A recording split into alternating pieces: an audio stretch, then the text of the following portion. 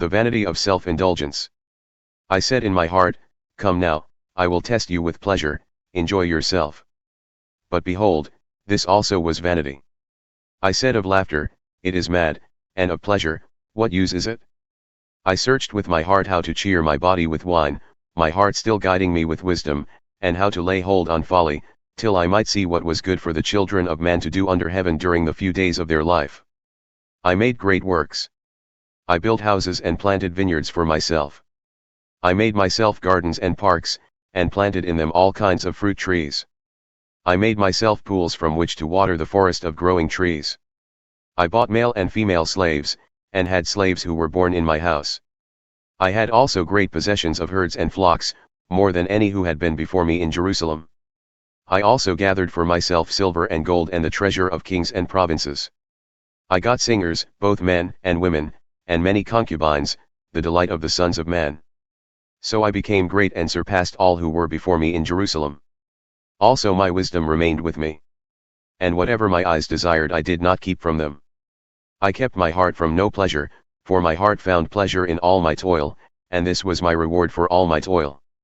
Then I considered all that my hands had done and the toil I had expended in doing it, and behold, all was vanity and a striving after wind, and there was nothing to be gained under the sun. The vanity of living wisely. So I turned to consider wisdom and madness and folly. For what can the man do who comes after the king? Only what has already been done. Then I saw that there is more gain in wisdom than in folly, as there is more gain in light than in darkness. The wise person has his eyes in his head, but the fool walks in darkness.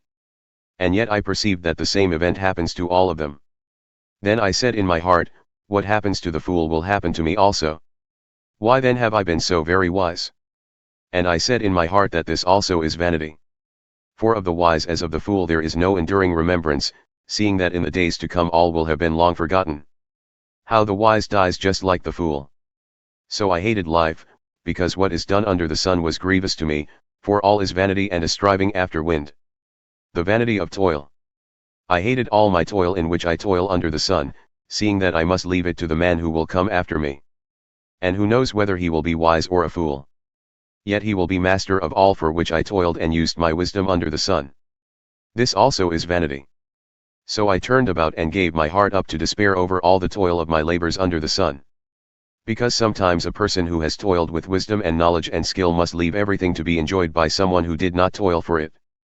This also is vanity and a great evil. What has a man from all the toil and striving of heart with which he toils beneath the sun? For all his days are full of sorrow, and his work is a vexation. Even in the night his heart does not rest.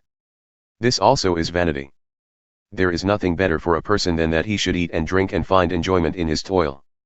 This also, I saw, is from the hand of God. For apart from him who can eat or who can have enjoyment? For to the one who pleases him God has given wisdom and knowledge and joy, but to the sinner he has given the business of gathering and collecting, only to give to one who pleases God.